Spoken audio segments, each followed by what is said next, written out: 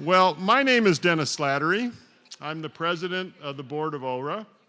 I will be sort of the person that helps things move along today. You won't get a lot of me, you'll get a lot of other people, and that's a good thing.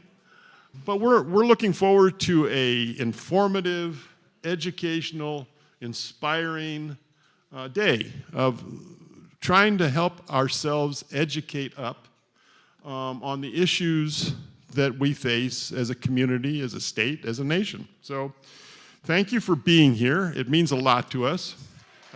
Just take a look at the people in this room. This is terrific. This is the signs of a committed community that's looking for answers. Our purpose, as I've said, is to educate, to inspire. Homelessness, in case any of us thought that, is not going away anytime soon. As a matter of fact, the challenges are only getting greater, and we need more, and more. And our best opportunity of being able to handle all that is when we work together. When we all pull on the same end of the rope rather than pull against each other. We have limited resources that we need to spread to as many people to help as many people as possible. So that's what we're here today to talk about. There are two things that I talk about constantly when it comes to this subject. One, well, there's a saying that I came across that I'd like to share, which is only those without a home are desperate to find one. And one of the things we're all invested in is helping them find a place. One of the equations, because I have to simplify things for me to get my head around, is that when you have more people than you have housing, in whatever way you want to call housing, you have to have homelessness. And we've experienced that here directly with the fires, if nothing else. There are people who one day had a home and the next day are looking for a home. And we're trying to still recover from that. And so there are many, many issues when it comes to housing that we're looking to address. The other thing that comes to mind is that homelessness and employment are the leading causes, housing and employment are the leading causes of homelessness. The other issues, drugs, mental health, those kind of issues are tertiary. The main causes are homelessness and employment, and the employment, we should say, has to be strong enough to pay for the housing. The housing is the variable, is the important variable that we have at this point in time to cure for, that we have to focus on, and that's what so many of us in this room are, and I think all of us in this room are focused on. You will hear, and that's what our purpose is today. We have some wonderful professionals who are working at the state level, at the national level. We have people that are working at the local level in an intensive fashion to be able to help people find that place. Once we can find people a home, we can give them hope, and we can help them move from one stage to stability. And that's what we do. That's what we do at OHRA. That's what so many of you in here that I've seen do in your organization. So we're going to talk about that. One last thing that I always like to do when I get to talk to people. Down the street here is the OHRA Center. At the OHRA Center, as we speak, there are a committed group of employees, staff people who are working with our clients. And they do this day in and day out. Our navigators, we call them our secret sauce, are the people that make magic happen and help people find their way. And I always like a crowd like this so that people will go back and tell them we did this to give them a big round of applause. So for our staff at the OHRA Center, please.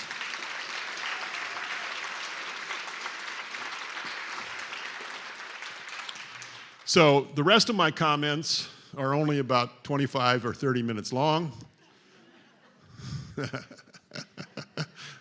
That was funnier when I thought of it this morning.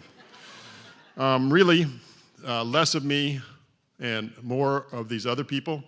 And the first person that it gives me a great deal of pleasure to introduce. All of this happens. The board is wonderful. We do everything we can to support staff and to support this particular person. We have a dynamic, energetic, I would say courageous, full force, a force of nature, all the things you can, if you know Cass, you know that under Cass, all those words are in the dictionary. But I am so proud of her because she takes nothing and makes something. She works with everybody and she is tireless. And I can't be any more proud to serve as a president of a board that has an executive director such as Cass Sinclair.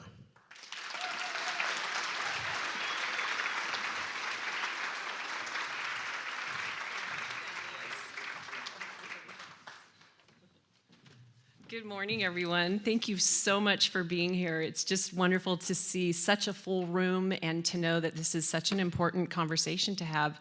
We sold out 7 days early. We were not expecting to fill the seats, so this is just the beginning of a great conversation. So I'm Cass Sinclair. I'm the Executive Director of OHRA, and thank you, Dennis. I wanted to start with some thank yous as well. I'd like to thank Jordan Pease. He's the founder and director of Rogue Valley Metaphysical Library and producer of the Architects of New Paradigm conference series, and since 2015 has produced large events like this on the West Coast, with a special thanks to Jordan's staff, Nikki Clifton, and thank you for your tireless efforts in creating and marketing this event from its conception, coordination, and arranging a grant from the Marin Community Foundation. Neither OHRA or RVML have incurred any expenses based on the fact that we had a wonderful grant from the Marin Community Foundation, so I have big thanks.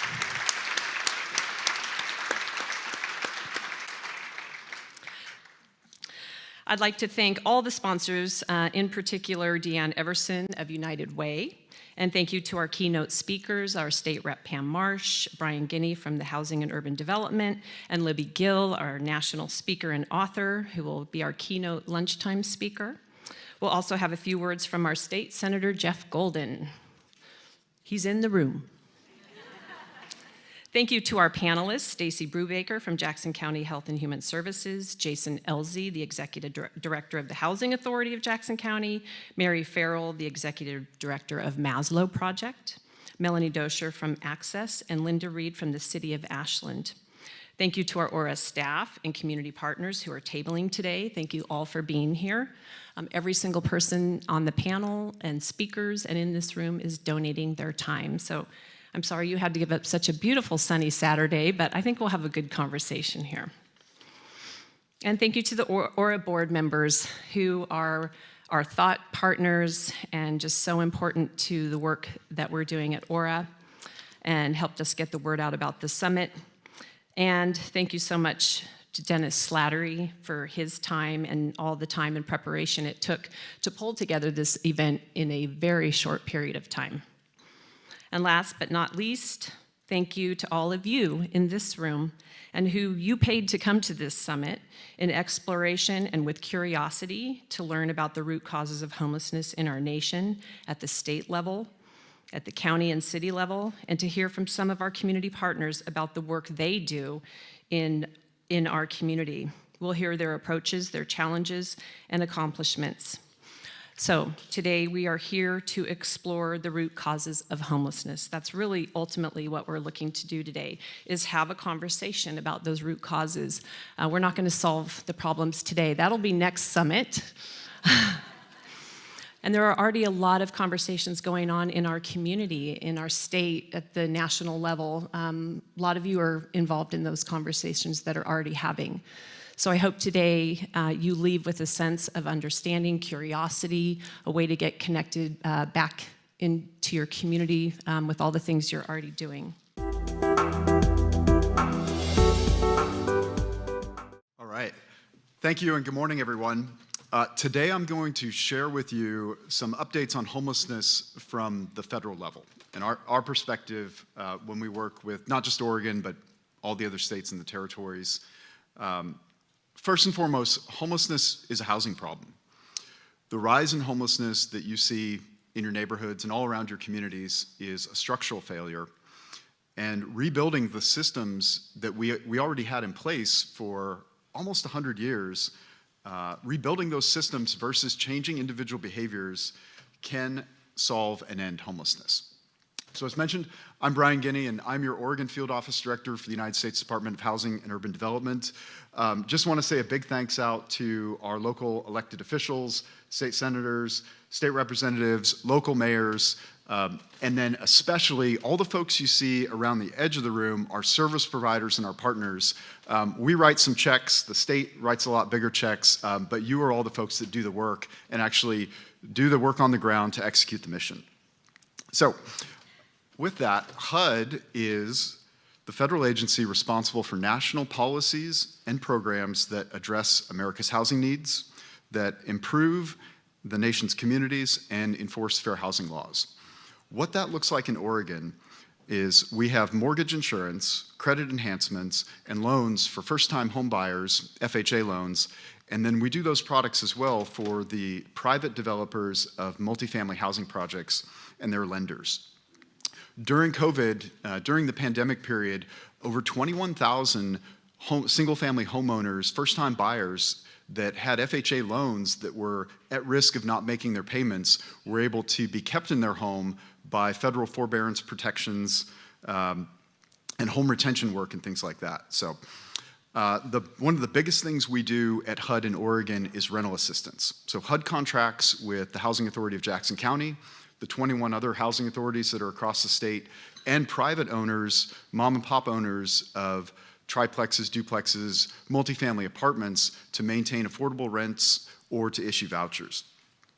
We issue grants and congressionally directed spending.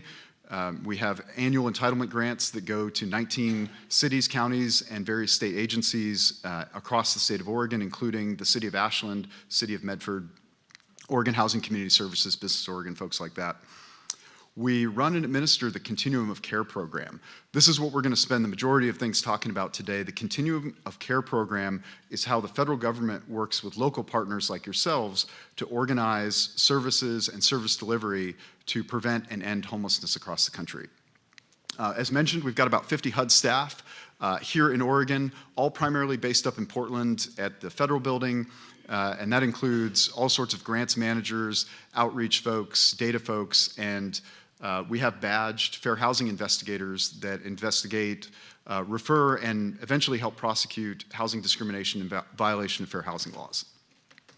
So as mentioned in that incredibly long and generous bio, I spent the first half of my professional career in the United States Marine Corps.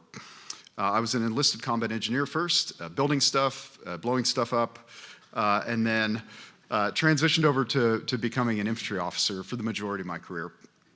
The nature of the conflicts the United States has been in the last 3 decades now has primarily been counterinsurgency. And counterinsurgency is a lot of nation building. And I spent way more time connecting with our allies and our partners and our local community partners, building relationships, training, systems of government, and putting security in place than actual fighting. We built barracks, we built structures, we built stuff that you would now call tiny homes for the Iraqi army on the Al Asad Air Base. We repaired roads between the cities of Haditha and Al-Qaim as they were damaged daily by IED strikes. And then as an infantry officer, I was able to lead Marines doing security cooperation missions in Asia and the Middle East and Africa with our partners and allies. And after all of those experiences, I really wanted to come home and do that kind of same work on those projects in a place that I felt had a lot greater community need, and that was our own community. And so the GI Bill, thanks to you, the GI Bill paid for me to go up to the University of Washington and get my MBA. And I was absolutely astonished, kind of from day one of coming back home, just how expensive it is to build housing, how long it takes, and all the different barriers across the entire system to provide just the bare minimum of the adequate number of housing that we need in our communities. It's the disconnect in how we fund sort of basic entitlements like food stamps, unemployment, healthcare, public education in this country. But when it comes to housing, something that is at the intersection of all of those, if you're in need of housing, you're basically on your own. Think about that. If you're at a certain income level or a life situation, you will automatically qualify for food assistance. But in Oregon, and particularly here in the Rogue Valley, if you qualify for housing assistance, Congress and we, HUD, the federal government, we only fund one housing voucher for every 2 to 3 families, probably a little higher than that would be eligible to receive housing assistance. The Housing Authority of Jackson County is one of the highest performing public housing authorities in the Pacific Northwest. How we measure voucher utilization and how they spend their funds and the folks they're serving and the time in homelessness, one of the highest performing. Today, they're administering 2,272 vouchers, and they have approximately 2,637 folks on the wait list waiting for a voucher who have applied, and that average wait time is 3 years. Could you wait 3 years for housing? Could I? Most people who are eligible don't even bother applying. What do? They get by. 2 or 3 families doubled up in one unit, or someone spending 60 or 70% of their income on rent. They just get by. So I want to talk for a little bit about the structural systems of care, and is the theme of this conference how we got to this point. Way back to 1854, Oregon's territorial government requires the counties in Oregon to care for their impoverished residents. Some, like widows or veterans, they receive direct cash payments from the counties, what we might call universal basic income today. But most counties in the state, and this is a term from 1880s, and this is not my term, but established poor farms. I don't think we would call that today, but that's what they were. If somebody is controlling the slides, could you go to the next slide, please? Or if I'm controlling it, somebody could let me know. Somehow this just popped up, so. One more, please. Okay, y'all here probably look at this. Oregon Public Broadcasting, Jefferson Public Radio, and the Southern Oregon Historical Society did a really excellent piece last year on the Jackson County Poor Farm, and this is a picture of it. It was a means of last resort for community members, folks who had conditions, they just couldn't make it. 1935 was the peak of county poor farms. The Great Depression, President Roosevelt's New Deal, and the Social Security Act of 1935 brought a federal funding structure, and since the passage of the Housing Act in 1937, the federal government has provided housing assistance to low-income renters. Most poor farms began to disappear around that time. They turned into county hospitals or nursing homes. The Great Depression also came right in the middle of Oregon's first 2 housing crises. So we're in the 3rd major housing crisis right now. We've had 2 previous before. How we define a housing crisis is a great deficit in the housing production, and depending on kind of which study you're looking at, Eco Northwest, local community housing needs analysis, some of the work the state agencies are doing. Currently, we have a deficit of around 104 to 180,000 homes today in Oregon for people that are looking for homes but can't find them. It's projected in the next 20 years, we need 580,000 new homes at 20,000 homes a year annually that we build. We're barely scraping by with building half of that. That's why you see all this tremendous work in the state legislature and Governor Kotek setting an annual housing production target of 36,000 homes. So we talk about housing crisis. There's 104,000 to 180,000 people today in Oregon that need a home, and there just physically isn't one there. So World War I, first housing crisis in the state, a flood of new residents for the wartime economies, primarily in the Portland region and on the coast for shipbuilding. World War II, the second major housing crisis, with 10,000 units created in less than 2 years, the city of Vanport right on the north edge of Portland, became the largest federal wartime housing project in the United States. As a temporary city, it was governed by the Housing Authority of Portland, and in 2 years, it became the second largest city in Oregon. Topped out around 40,000 residents, and then post-war went down to about 35,000 residents. From the 1930s to the 1970s, the federal government played a really aggressive role in expanding the housing stock by financing the construction of new homes for tens of thousands of families across the country. HUD itself was founded as a cabinet-level agency during Lyndon Johnson's administration as part of his Great Society. And he set out to build and rehabilitate millions of housing units. The passage of the Housing Act of 1968, Congress committed to the goal of producing 2.6 million units of housing annually, including 600,000 a year for low-income households. I'm here with some of our HUD Oregon staff today. Kirsten Ray's in the back. We recently went out to Condon in north central Oregon, Condon and Fossil. There are still, the Pioneer Community Development, there's still housing there today that HUD built in the 1970s when we were the sole funder of a housing project. Imagine that today. It takes 52 funders to get a single development together, and low-income housing tax credit and OHCS and Habitat for Humanity and everything else. But there are still these housing developments in Oregon from the 70s when we would come in and build all this stuff. So concentrated poverty, back to the 70s, concentrated poverty in cities, social unrest in public housing, the projects, the anti-Black racism that triggered in voters and politicians led Johnson's successor, President Nixon, to put a moratorium on government-financed housing projects. HUD would instead provide eligible applicants vouchers to help pay for their housing. From 1980 to 1988, the current administration at that time, cut HUD's budget by more than 50%. If you could go 2 slides forward. This is kind of what it looks like. The portion, and then within that, the portion of HUD's budget going towards public housing specifically went from 80% to 4%. Essentially, we stopped building public housing at the federal level. By 1983, a mere 10,000 units of newly constructed public housing were budgeted for, a fraction of the hundreds of thousands that were produced in the mid-70s. And compare that with the 2.6 million goal of just 15 years prior to that. Next slide, please. So fast forward to the present, where we are today, the assumption that vouchers and the private market will meet the need for housing could not have been more wrong, and the systems have never fully recovered from that funding. The problem is structural. Our federal government is just not set up to address the housing crisis on the scale that it is across the country. We feel it here in the West Coast, and we feel it particularly in rural Oregon, but it's not unique to Oregon or the West Coast. The entire nation is in a housing crisis right now. Today, we play a large but largely indirect role in the housing market. We operate through incentives, credits, guarantees, subsidies, vouchers, annual formula and competitive grant money. Rather than building and operating housing, we make mortgages cheaper and cover parts of private rent. It may come to a surprise to many of you in here today that the largest funding mechanism for building new affordable housing is something called the Low-Income Housing Tax Credit.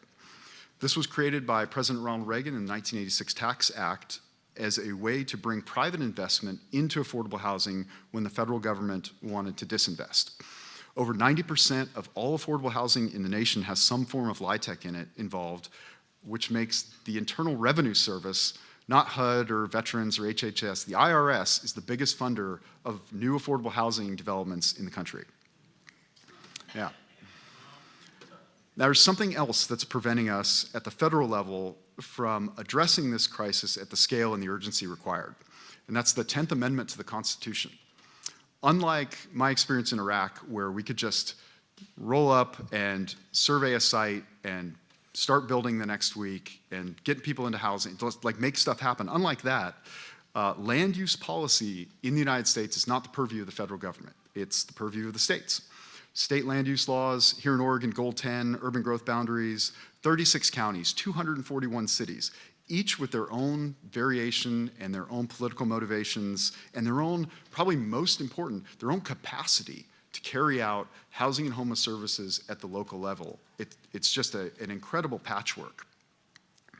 And so there's no way to implement major reforms in a widespread way like we do overseas. So that's a little bit about housing production. I do want to pivot and talk about the federal response to ending homelessness, but it's all tied together. So the continuum of care process was introduced by HUD in the mid-1990s. It was codified into law by the Homeless Emergency Assistance Rapid Transition to Housing, the HARTH Act, 2009. And the COC process was developed to coordinate the distribution of several competitive homeless programs into one jurisdiction, many jurisdictions across regions. The term continuum of care is used in many different ways and can refer to the planning process, to a collection of stakeholders, geographic area that is governed by the COC, the actual grant received, and it's either organized by a local government agency or a community nonprofit. Here in the Rogue Valley, your continuum of care is OR 502, which is the Jackson County Homeless Task Force, Access, Options for Homeless Residents of Ashland, Community Works Inc., and Rogue Retreat. The COC process involves compiling information about homelessness in the community, including information about the population, inventory of homeless assistance and resources, and this information is used to help develop a list of priorities for funding, which helps determine how much a community funding will receive from HUD and for what projects. Each COC takes its own regional approach to coordinating and funding requests for coordinated entry, planning, and then maintaining the homeless management information system, the sort of list of all the folks that need to be served in an area. Here in Oregon Housing Community Services, our state housing department, Mike Savara is a gentleman over there who is the lead for coordinating all of the continuum of cares across the state and really moving the absolute historic amount of funding that's come through in the last couple of years, thanks to the Oregon legislature, through the COC structure to get that funding out to your organizations that are actually out and doing the work. COCs are required in exchange for federal money to track their outcomes, track their measurements of performance, and put those in annual performance reports. And those are all available online, publicly available. Anyone can go and see how their COC is doing. One of the biggest things a COC does is the annual point-in-time count. This is the count of sheltered and unsheltered people experiencing homelessness on a single night in January. Next slide, please. So this is the point-in-time count here for the Jackson County COC, looking back just in about the last 10 years. So on a single night in January 2023, 1,143 folks were counted as experiencing homelessness. Now the point-in-time count is a federal thing. We know it's an undercount, but it's a pretty consistent undercount across years and decades, and so it's pretty predictable for looking at trends. But look at from 2013 about to 2020, pretty consistent numbers of unsheltered folks, 600, 700 range. And then January 2022, the count goes up to 1,251 folks. We all know what happened. Wildfires, COVID, in a quick succession, straight up. And then from 2022, January 2022 to January 2023, the count actually decreased by 8.6%, roughly 110 folks. So what happened? So if we look at the state of Oregon from the whole state of Oregon from 2022 to 2023, across the state, the count of homelessness actually rose 12%. So this line keeps going up, if you're on this side. But here in Jackson County, it actually goes down. So what's going on? What is happening here? What is the secret sauce? Well, new shelter beds and new resources came online as a result of the fire and the pandemic. The center that was talked about right across the street here, 68 beds. Hope Village, 38 new beds. The Redwood Inn, 47 units. The Jackson, 84 units. The Urban Campground, 125. The emergency housing vouchers for the Housing Authority. I think Senator Merkley's field representative, Dana Black, is here. There she is. Our congressional representatives went and fought for more emergency housing vouchers to come to Oregon. 68 more emergency housing vouchers came into Housing Authority here in Jackson County. It's like 400 and something new units. So this is really important because when we go around the state, and especially in other parts of the country, often we'll hear concerns, genuine concerns from communities saying, if we build more capacity, we will have more homeless. If we build more shelters, our numbers will go up. And it's probably a little too soon. I can't wait to come back here next year to check in a couple more months. Probably a little too soon to tie these things together. But what's happening here in Jackson County clearly counters that narrative. You all are putting in resources and getting folks housed, and the numbers are going down. What else is going on here? Next slide, please.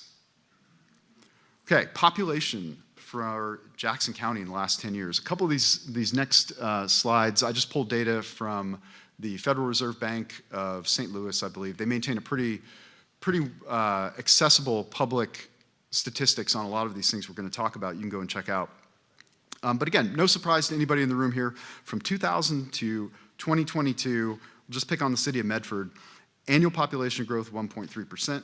Overall population grew 30% between 2000 and 2022, from about 66,000 folks to 90,000, over 90,000. During that same time, Medford had an increase of 7,400 dwelling units. A majority of those units were single family, about 30%, 2,194 were multifamily housing. So you have 24,000 new community members, new residents, and 7,400 new units being produced in that time. From the period of 2009 through December 2020, Medford issued permits for 3,610 dwelling units with an average of 328 permits issued per year. These statistics I'm quoting from the most recent housing needs analysis the city of Medford did with Eco Northwest and all that. I've got the links to them here, but that information is available too. Pretty fascinating stuff, as we'll get into. So population's up. Next slide, please. Vacancy rates during the same period for our multifamily properties going down, tracking almost proportionally as population goes up. Next slide. Median rent price going right up along. Next slide, please. This is an interesting one. Median family income. So many families, and this slide particular in this data set is just for the city of Medford, but we can extrapolate these trends at least across the region. Many families in Medford are cost burdened. What cost burden means is your housing costs exceed 30% of your income. And then if 50% or more of your income goes to housing, you're considered severely cost burdened. So just looking at this slide, if your household earns $19,000, $20,000 a year, you can afford rent of $490 a month. Anybody know anywhere around here where you can get rent for $500 a month? Interesting stuff. Next slide, please. Again, this is just showing the track of the housing prices in Jackson County over that same time period. Again, if you're here, no surprise. But add in the historic interest rates we've had in the last couple of years, add the cost of construction, labor, material, permitting, everything else, everybody is stuck. If you are trying to downsize into a smaller unit and you have an awesome rate, you're stuck. If you're a first-time home buyer or you're starting a family and you want to move from a multifamily unit to a first-time home buying, you're stuck too. Last slide. Next slide, please. Some interesting stuff that Redfin puts online for free in different areas. They have a lot of interesting market data on the cost per house and vacancy rates and all this stuff, but they also show where's everybody coming from and all of their searches. And so just really fascinating. People coming into Medford, Los Angeles home buyers searched to move into Medford more than any other metro, followed by San Francisco and Seattle. So within Oregon, Portland, Willamette Valley, folks are coming in from Medford, but then Los Angeles, San Francisco, Seattle, and then some of the other markets, Las Vegas, and it looks like Phoenix. So, yeah, the confluence here, high home prices, low or no vacancy rates, population growth, a truly historic wildfire in the urban interface, in the urban areas that we've never seen before anywhere in the West, up until, unfortunately, what just happened in Lahaina in Hawaii last year. The pandemic, places where it is difficult to build quickly and cheaply, build more homes, that corresponds with high numbers of homelessness, and particularly here, high numbers of unsheltered homelessness. There's a lot of groundbreaking research. Professor Greg Colbin up at the University of Washington has done on this. Would highly recommend. He put out a book a couple years ago looking at not just Oregon or Seattle or Los Angeles, but a lot of major metros across the country for that. But in conclusion, regions need two types of investments. Operating investments to fund housing support, the maintenance of services, and then of course the capital investments to construct housing. And where housing is difficult to construct, changes to regulation and land use policy are needed. Continuing to diagnose homelessness as a problem of the individual will undermine these efforts to prevent and end it. The country requires a structural understanding of homelessness and a structural response to homelessness. There are some big bright spots. Veterans homelessness in the United States has declined significantly over the last 10 years as a concentrated effort. Veteran-specific vouchers, veteran-specific caseworkers, veterans homes, things like that, pouring all these resources into one very specific population of homelessness had dramatic effects in reducing it. Another bright spot, what's happening here? We want to, as your federal partners, we want to know more about the special sauce that's happening down here in Jackson County, the Rogue Valley, so we can take that to every part of the state. Every community in the state should have had an 8% decrease last year instead of a continued 12% increase across the state. So as your HUD, Oregon field-based staff, we're throwing everything in the kitchen sink from what we control along two main axes here in the state: reducing unsheltered homelessness, particularly in our metro areas, and increasing housing production in rural Oregon. We can get a lot more return on our investment for limited federal funds with units in rural Oregon than might just be a drop in the bucket in some of our larger metro areas. And if rural communities can increase their housing supply, that's a lot less of their community members that end up going to Portland and places like that. So we're deploying a historic amount of federal resources through our congressional partners, through our state partners, but a historic amount of federal resources with this administration, more federal resources for housing now than at least in the last 10 years.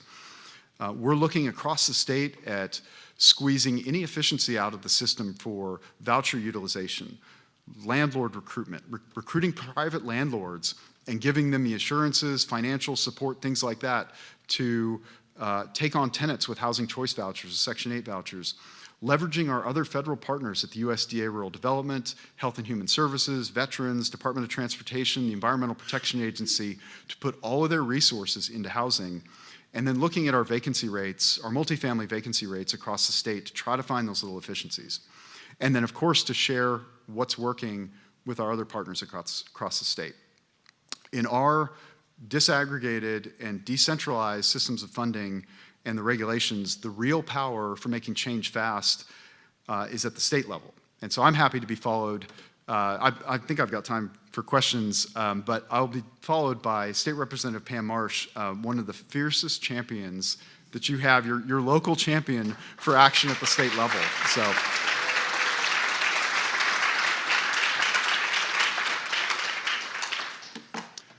So that's what I got today. I'm happy to take any questions, or if we need to move on to the next speaker. I'm going to be here, and our staff from the HUD field office will be here all day. So please come find us or come talk to us. Yeah, great question. The question was, when we compared the state from January 2022 to 2023, the statewide rise in homelessness across the state of Oregon, it was 12% increase in homelessness. When we look at that versus the decrease here in Jackson County, are we counting the total homeless population or just the unsheltered population? That is just the total homeless population. That includes sheltered and unsheltered. And I'm happy to break out, like in more detail, how the federal government counts sheltered versus unsheltered and those kind of things. But I don't want to underscore the point that Oregon leads the nation in the percentage of families and children, families that are unsheltered and that are homeless, and children and unhoused youth that are unsheltered homelessness as well. And we're second per capita, only second to California in the number of unsheltered being a percent of our total homeless population. So for the total homeless population in Oregon this year, 65% are unsheltered, which is it's completely off the charts compared to other parts of the country where there's large territories of service providers and dense metros and things like that. So more of our homeless population are unsheltered than folks in sheltered.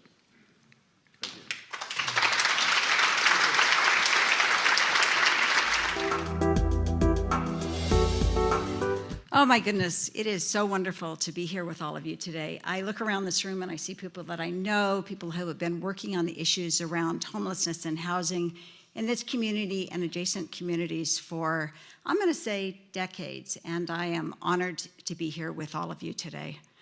I want to start by expressing my thanks to Jordan and Cass for bringing us together. OHRA is doing incredible work in this community. We'll have a chance to talk about that, yes.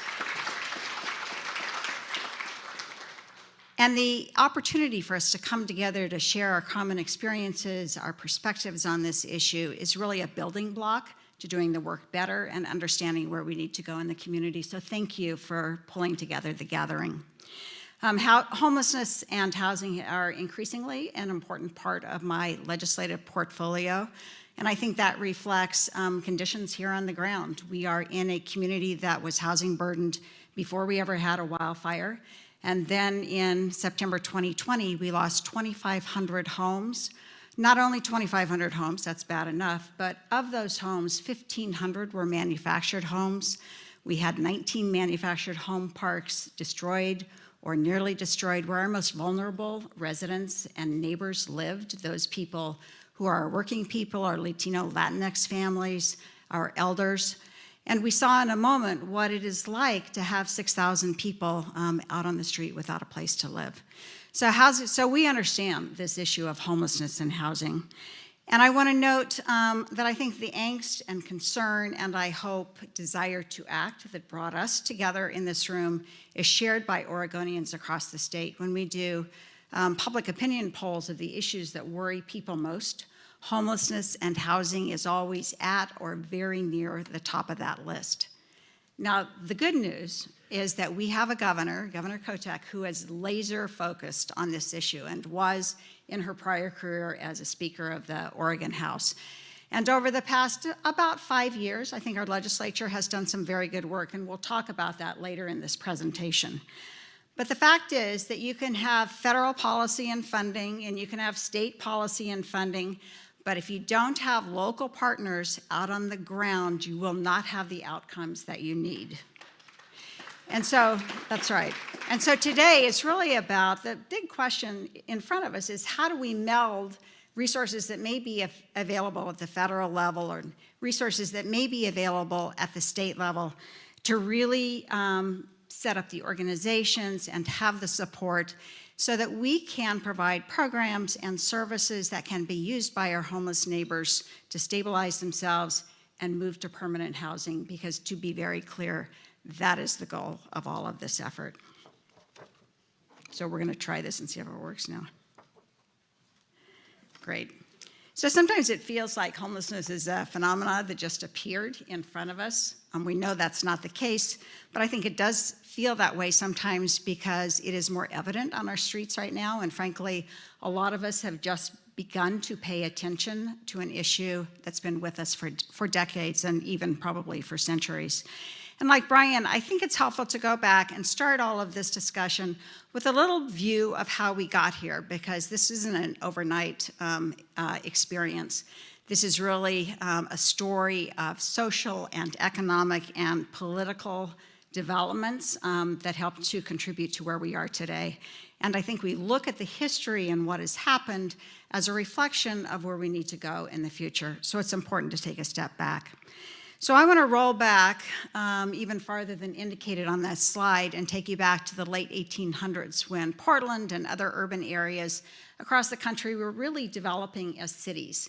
And in that effort, we had migrant workers who showed up in the cities. These were people who were doing essential jobs. They were longshoremen, they were loggers, they were warehouse workers. They were essential workers, but they were also very low paid, and there was not housing in the community that was accessible to them or affordable. And so the city, recognizing that this was an essential group of people and that we needed to take care of them, stepped up, and they built single-room occupancy hotels, sometimes known as SROs, and they built boarding houses. And they charge those workers 35 cents a night. Now, 35 cents a night computes to about $12 a night in today's numbers, probably what we would expect someone at a very low income to be able to pay. That worked pretty well as the cities developed. Those migrant workers either left or they moved in to become permanent residents of the new community. And the rooms that were in our SROs were really increasingly taken over by our impoverished members of the community, people who simply had no place else to go. And while an SRO is not a perfect place, it was home for many people, and it was affordable for them as well. So that system stayed in place through the middle of the 1900s, and then we got to the 1970s and 50s and 60s, and something called urban renewal.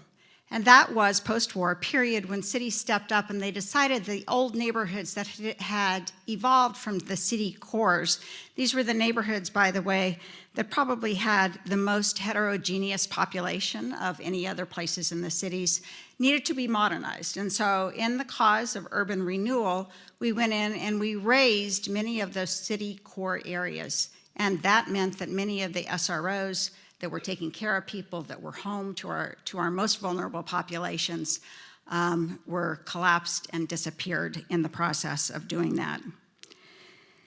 It was in the pursuit of revitalized neighborhoods, but it was a tremendous cost to the people who lived in those neighborhoods. And then in the 1970s, as you just heard from Bryan, we saw the federal government step away from the housing supports that had really been developed under President Lyndon Johnson in the 1960s. I must say, Bryan, it worries me when I hear you say that those checks that the state can now write are bigger than the checks we get from the federal government. There is something wrong with that kind of approach. So the federal government in the 1970s started stepping away from its commitment to housing. And then we got to the 1980s, and something else happened that didn't help things at all, which is that we began to dismantle the psychiatric institutions which had cared for our most vulnerable people, people with mental disabilities, people with severe mental health crises. And we did that out of a good instinct. We know that large institutions are not perfect. We'd heard lots of stories about bad things that had happened in those institutions. And the intention was to move people out of the big institutions and into neighborhood-based residential care facilities where they could live and exist in the comfort of their own familiar neighborhoods. The problem was a lot of that development never happened. And so people who were moved out of the psychiatric institutions found themselves in many cases with severe mental illness on the streets with few resources and no ability to care for themselves. So then we get to the 1990s. Things are not going in that good of a direction, and the 1990s continued that trend when we saw a flood of heroin come into many of our communities. That instituted the war on drugs. The war on drugs served to disproportionately address and institutionalize in our prisons, especially Black men. The impact of that was to destabilize many Black families. When you lose your family core, you also lose another part of your safety net.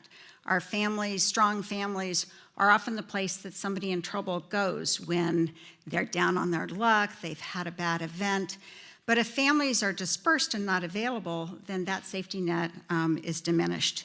And that happened in large part in the war on drugs. So despite all of these bad social, political upheavals, despite the fact that we didn't have psychiatric institutions, that we'd attacked families, that we destroyed safety nets, even 20 or 25 years ago, someone with very few resources and maybe someone struggling with other issues could still find housing. We roll back to the year 2000, and there were still crevices in our housing supply where people with few resources could find refuge.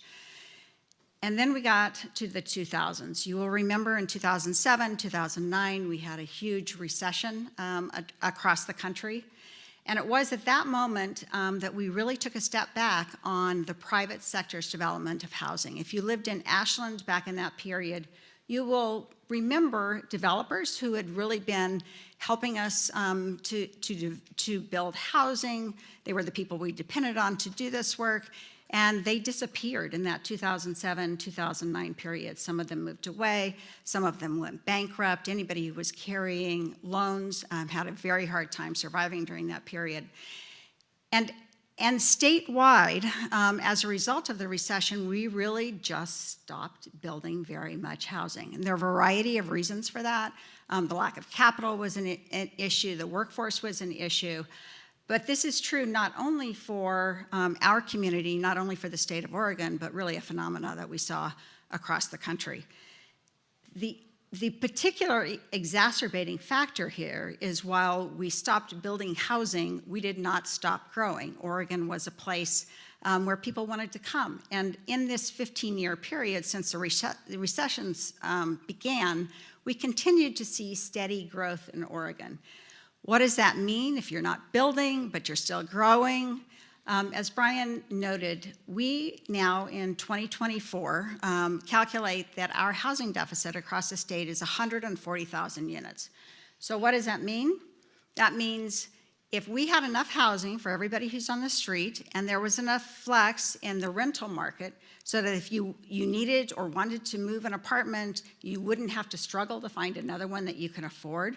Or if you were a young family and you wanted to buy a house for the first time, you would be able to do that living on a median income rent. To accomplish all of that, we would need 140,000 more units than we currently have. So that was the setting when we went into 2020 and we had a pandemic. And the pandemic, while the pandemic was very good for some people who had resources, the pandemic was extremely hard on our working families. Pushing people who very often did not have work to pay more and more of their income in rent or to make their house payment. The state poured hundreds of millions of dollars into rent subsidies because we understood this was a crisis moment for people, and still the pandemic had the impact of pushing more people to the street.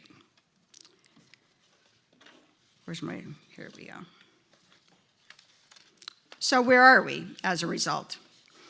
Because of the elimination of safety nets, the undermining of families, the elimination of institutions, the lack of housing development, Oregon now has the 4th largest per capita number of homeless people in the country.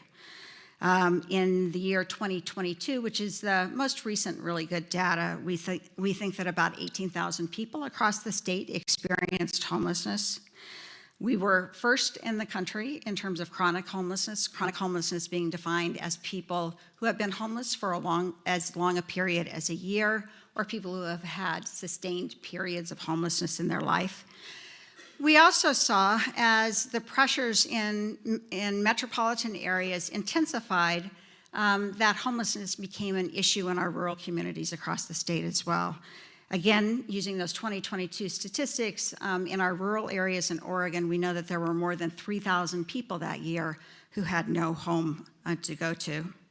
And we saw an increase, and Bryan noted some of this data, in our homeless family population of 27%. That is, of the individuals who report being in a family with children, about 3,000 of those individuals were homeless across the state in 2022. The lack of housing is clearly a pressure on anybody who doesn't have a home. It's also a severe pressure of people who are barely hanging on. The lack of housing undermines our ability to hire people, to develop our economy, to maintain diverse communities, and just to keep the people we want in this community housed and present here. So I have a wonderful chief of staff. I have to pause here, Paige Pruitt. If you ever call my office, you'll probably get Paige. And Paige said, if you're going to use that slide, you're going to have to explain it because nobody is going to know what it is. And she, of course, was right. She's right about most everything.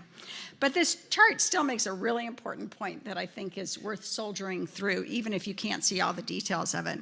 So it's a chart of illustrating 3 different issues. The vertical axis on each one of those charts is the rate of homelessness. The horizontal axis on the first chart is poverty. On the second chart is drug and alcohol incidents, and on the third chart is medium rent.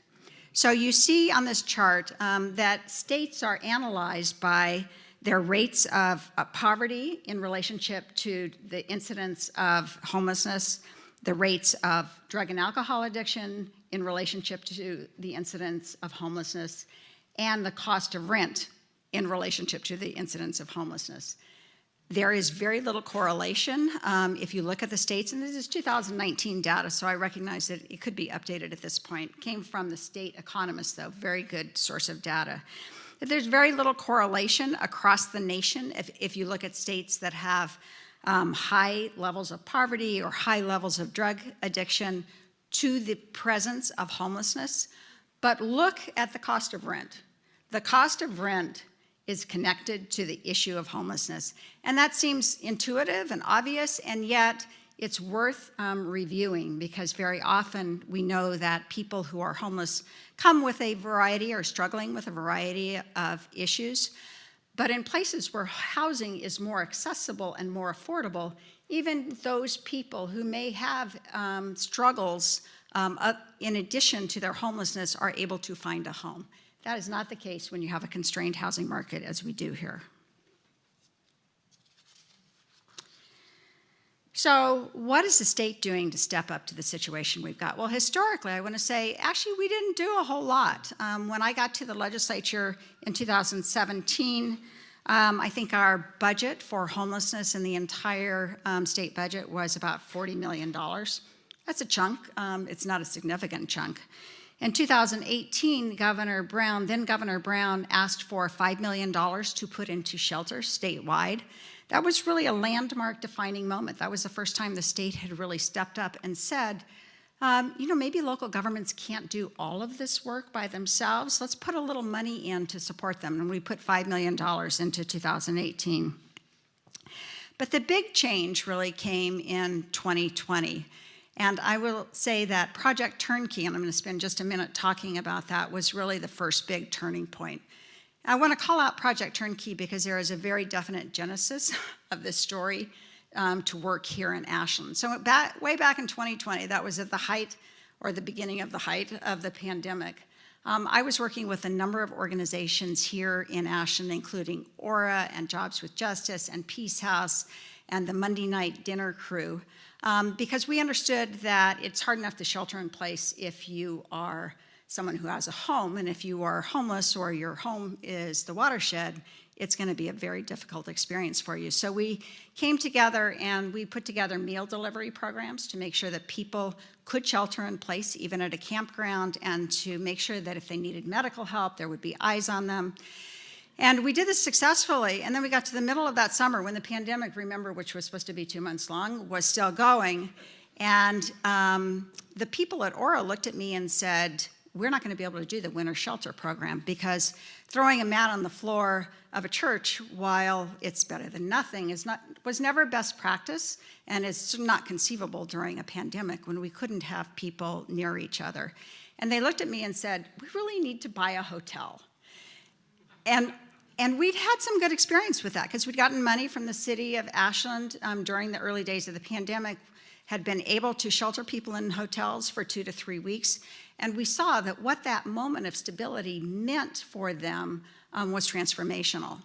So I said, okay, hotel, we got to buy a hotel. And I joined with other people on the state level, and it turned out people were thinking about this all over the state because it just is what made sense. We were at a moment when we had during the pandemic, people weren't traveling. There were a lot of excess hotels that weren't being well used for the tourism industry, but that could make wonderful decades-long use as shelters or transitional housing.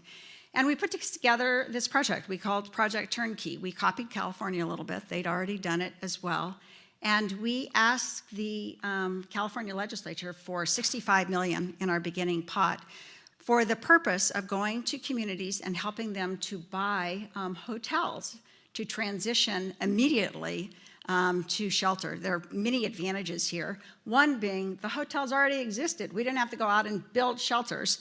And the second being, we knew that that model of giving people a room and a door to close and a place to put their stuff made all the difference in the world in terms of their ability to cope with life. It took a while, but we got in our first phase of Project Turnkey actually $75 million. We were able to, through organization by Oregon Community Foundation, which managed the program, and that was an essential partnership, we were able to help communities buy 19 facilities across the state. And then after we did that, I thought, maybe we should do another round of this. And I went back to the partners, and we all agreed that it'd been a successful model, we should try again. And so we asked the Oregon legislature in 2022 for another $50 million, and we got that. And as a result of all of this work, and again, Oregon Community Foundation stepped in, we have been able to develop 32 shelter properties across the state in 18 counties, and we've increased the shelter bed capacity by 36%. So that's Project Turnkey. And I want to say it's important to note that OHRA was the very first entity in line for Project Turnkey, because we have people here who are thinking ahead, who knew what they needed to do, who were organized, who had identified the property, who had stepped up, and when we were ready to go, they were ready to go. So that OHRA's leading the state. So the next, in the 2021-2022 budget, led again by Speaker Kotek and supported by Governor Bryan, the Oregon legislature put $100 million of investments in navigation centers. Medford got one of those. We put money into local government support and shelters.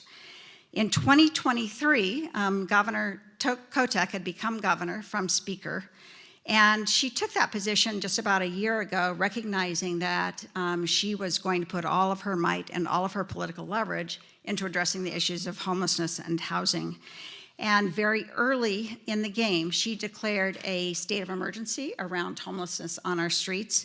The legislature stepped up, and we put together a $200 million early session allocation. $150 million of that was directly for homeless services on the ground. Jackson County got about $10 million of those dollars in that first allocation. The emergency order also included about $50 million toward the development of permanent housing. There was a chunk in there for youth homelessness, and there was $20 million for modular housing development. And I'll talk a little bit about that later. So that was early 2023 session. At the end of the 2023 session, in the final budget that would guide the next biennium, we put $1 billion in new housing money. That $1 billion will go toward, largely toward the development of permanent housing. At the end of the 2023 session, we also put another $111 million into making sure that those services that we'd set up through the emergency order would have enough funding to actually continue for the balance of the biennium. And we put a relatively small chunk, but $24 million toward existing shelters like the Project Turnkey shelters to keep them going. I'm going to pause here and just show you what it means to have an emergency order and some resources behind it. So with the emergency order, the governor's office set out certain objectives. We wanted to see actual changes take place on the ground. And this graph and the actual numbers tell you a year later what we achieved in all of that. The original goal of low barrier shelter beds was exceeded by 432 beds. That is a pretty incredible achievement across the state. Here in Jackson County, City of Ashland stepped up to acquire a facility run by OHRA, and Rogue Retreat is running a facility in Medford that will also qualify under those shelter beds. We rehoused 1,293 households. That is, people who were on the street, who were not in services, were picked up, rehoused, and supported with enough funding so that they can maintain that housing over a period of time, also exceeding the original goal. And this may be the most impressive number, nearly 9,000 households were prevented from homelessness, also exceeding the goal by 136 households. No question that preventing homelessness is the best and most strategic choice that we can make. And Jackson County and OHRA outperformed. Later today, I think you'll hear something about the Jackson County experience.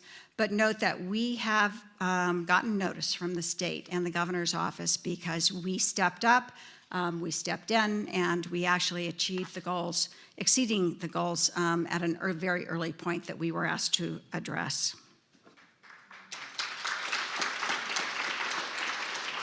So we can and must do all of this work around homelessness. We need to set up shelters, we need transitional services, and we need that navigation that's being provided by OHRA so that when someone comes in, we can address the variety of issues that are coming with them. Because as our numbers of homelessness increase, so does the breadth of the issues that the people who walk in our doors carry with them. And we need to be able to help them and to offer them services whenever we can do that. But we also need to build housing because even if we can stabilize people, help them get on top of their game, if there are not affordable units for them to move into, a stay in a shelter means that you're back on the street when you have to leave that shelter. So this is probably the most important work that we do at the state, and that is really to boost our housing supply. The governor has set a goal, knowing that 140,000 deficit, the governor has set a goal of 36,000 housing units a year. Let me tell you, that's almost double what we have been producing, which is more like 18 to 20,000, so it's ambitious, it's also appropriate. As noted, we put in the 2023 session $1 billion toward, in new money toward this goal. That will go to LIFT funding, which is our primary source of funding for affordable housing. It'll go to permanent supportive housing, the development of home ownership programs, and then $100 million toward just essential programs that we have to keep people on the street.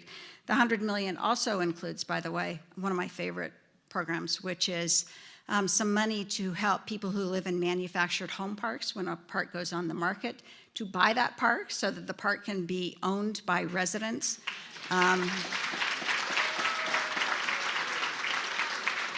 Later, I want to note, if I have time, when we get done today, later today, I'm going to an open house in Josephine County where we have the very first manufactured home park in Josephine County, and maybe in Jackson County actually, except Talent Mobile Estates is going to be resident-owned, that came on the market. The residents organized, and with the help of statewide organizations, have been able to transition to a community-based manufactured home park.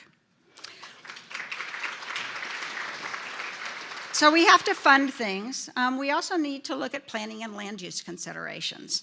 As part of the emergency work that we did early in the last session, we also passed legislation that will implement something called the Oregon Housing Needs Analysis. That is an analysis that was conducted by Eco Northwest, an economic firm that really helped us to understand how we need to shift the way that we think about housing. Heretofore, we have asked local communities to develop housing needs studies. So these are often very complicated, dense analyses of the housing that we need. And we do those studies, and then they sit on a shelf, and we've checked it off. We're shifting now. We want to know what the needs are, but we also want to know what local communities are going to do about it. How are you actually going to step up to produce that housing? We are asking communities, and Ashland's already completed the process, to come up with a list of the strategies that they intend to put to work to actually make sure that we are moving from theoretical need to practical development of housing on the ground. So housing and land use is going to continue to be a focus of what we do. Clearly, money matters, workers matter, and the rules around where we can build and how we can build are an important part of this. And then I want to talk about innovation. And this is close to my heart because I come at this work from two perspectives. One is having worked through Project Turnkey, where we figured out we didn't need to build shelters. We just need to think differently about how we use buildings that were already there. And I come at this from wildfire, where we have struggled to get housing on the ground even 3.5 years after the disaster. So the question is, how do we do things differently? How do we think about how we produce housing in a way that can get units on the ground in a more affordable fashion? And we've been able to do a few things that I put in this innovation category. The first one was in 2022, I championed a $15 million ask that went to St. Vincent de Paul of Lane County. St. Vincent de Paul is now building, and it should start operating within weeks or months, a manufactured home factory for low-income manufactured homes. We need to go, that's right, we need to go upstream and think about how we produce housing. And I think it is not unlikely that some of those units being done by St. Vincent could even land back in this community to respond to our 2020 ongoing wildfire issues. In fact, they just let me know that one of the first models that's coming up, they want to donate to Jackson County because they know how much we need it, and they know how much we care about manufactured housing. So after we got the manufactured housing factory, I looked at the rest. I started looking at other ways that we can produce housing in a different way, and I was able to promote the $20 million allocation that I mentioned earlier that was part of the emergency order. So it's $20 million that we got set aside for the development of modular housing factories, because we have not had a robust modular housing industry in the state of Oregon, and yet we know that factory-built elements, whether it's a wall system or whether it's a whole unit, can be a way for us to get housing on the ground much more quickly. And it is, frankly, the only thing I've been able to identify that would help us respond to a wildfire or other emergency more quickly in the future. So we put $20 million into factory development. As of this week, I can report to you, and I'm thrilled about this, that it's going out in 4 $5 million grants. 2 of those grants are coming to Southern Oregon, 1 to a factory in Klamath Falls, 1 to a factory in Phoenix, Oregon. And we hope that those grants will help them to further develop their industry so that we can actually have a robust modular industry on the ground. And then the last thing in the innovation category that I wanted to mention is I also started thinking about, in the same vein of how do we use buildings differently, I started thinking about the commercial buildings that post-pandemic are very underutilized in many communities. And so we passed legislation in the 2023 session that will allow commercial buildings to be transitioned to residential buildings by right. You don't have to go through a planning process. That's not always easy, and it's not cheap in many cases, but it is the right thing to do, and it's in that category of thinking differently about what resources are available to us and how we need to put them to use. So here we are. Let me just say a word about what's going to happen in the short session, because today we're here and tomorrow Senator Golden and I are going home and packing and driving to Salem for a session that starts on Monday. And we will be talking about more housing, because we have done all of this work and we are not done. We have not solved the problems. Governor Kotek is coming forward with a $500 million housing package that will include development of a housing production office to oversee the work and to work with cities. It will expedite some planning decisions that are made at the local level, and it will put a significant amount of money toward the development of infrastructure and financing mechanisms for middle-income housing. That latter is a proposal for a revolving loan fund that I've been working on for a year and a half with a number of partners. So we are going to have much more work keyed up for a very short 35-day short session. So takeaways. So all of this, we've reviewed the 5 years of experience where the state has really been involved. We know our local communities are stepping up. We hope the federal government continues to reinvest and re-understand its role in housing. But what are the takeaways that I hope you leave with here today? And there are 2. The first is that appropriate and sustained services can turn the tide of homelessness. I think we are living in times when people give up hope much too quickly in many cases. And yet we know that if we have the right services, and they won't be cheap, and this doesn't happen overnight, that we can help people successfully transition from a state of desperation to a state of stability and hope. And that's what we need to do. And second takeaway is it's housing, housing, housing, because we've got to get people in the front door. We've got to extend the compassionate hand and the tangible services that will help them. And then we've got to have a place for them to move when they are ready. And that is all about building housing. So thank you so much for the opportunity to be here and to share my perspective on the work that we've got going on at the state. I just want to finish by noting that it is everybody in this room who is going to make a difference here. Whatever you're doing, some of you are serving meals on a regular basis, some of you are working at shelters, some of you are raising money, some of you are maybe contemplating what your move into this world is going to be. We will not go forward without your efforts, and I thank you for whatever pathway you choose to take. Thank you.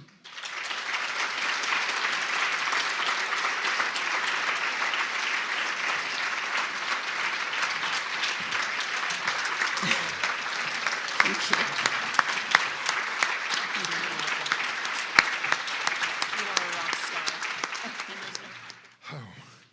Now that was a deserved standing ovation.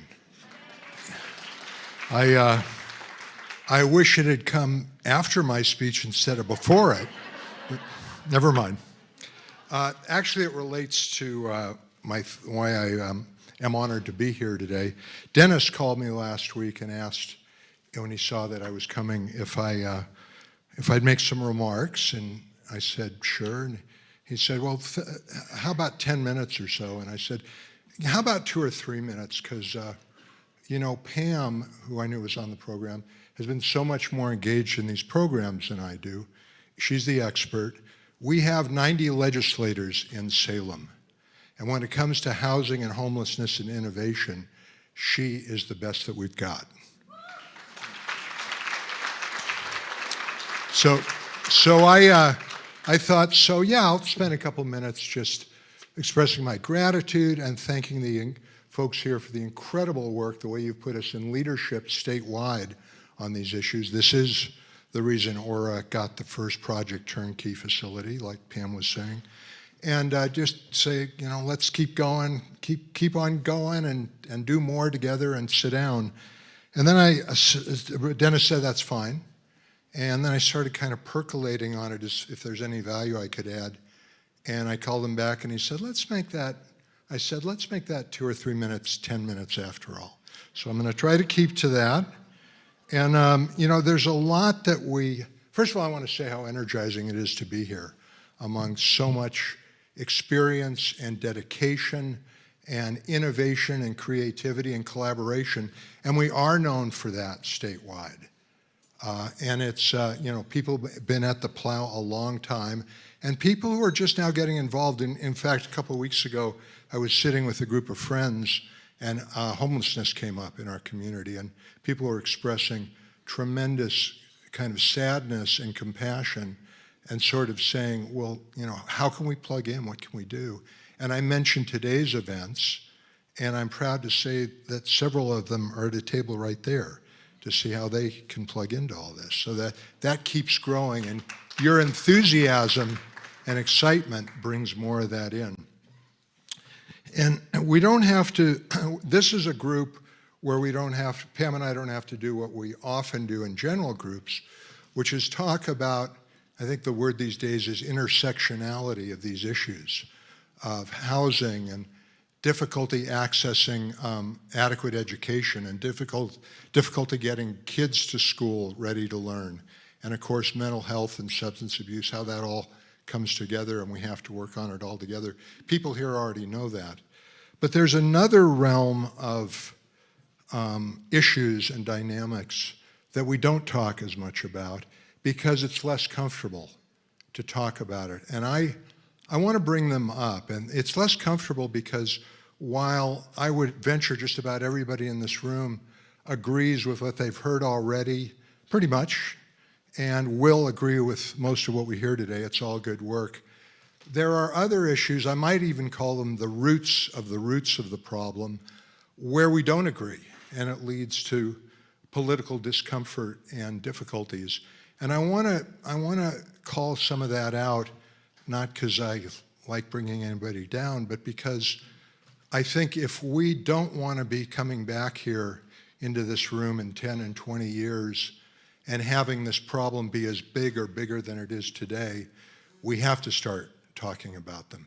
So rather than be abstract, let me list 3 examples of things that I think we need to be thinking about, even beyond the getting upstream approaches that are so important, that so many of you are involved with. The first is the MID. MID stands for mortgage interest deduction, and it's been a subject of our work in the legislature since I've been there, I think even before. Every year, there's been some kind of bill that looks at the deduction that people take on their home mortgage, on their property mortgage, which is, it's not something Oregon does on itself. We just reflect the federal tax code on that. And it became clear that until recently, these great big investments that Pam talked about, the single biggest expenditure of Oregon taxpayer dollars for housing was the deduction that we give on home mortgage interest. And we had to ask ourselves as a policy, is that where we should be putting most of our housing dollars? So there's never been a proposal to eliminate the home mortgage interest deduction altogether. First of all, the federal one will continue no matter what we do.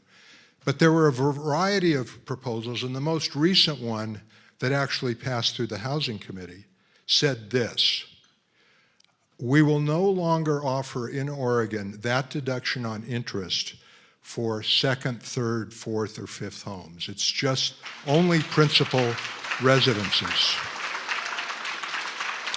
Now, I'll add there that if you have multiple homes and you're renting them out, you can deduct that interest as a business expense still, but not as a mortgage interest deduction. And then it also said for your primary residence, your deduction starts going down once you're at $200,000 household income, and it goes away altogether over $250,000 household income, okay? So, and then that money would be dedicated to some form of our housing effort, either first-time home buyer support, any number of things.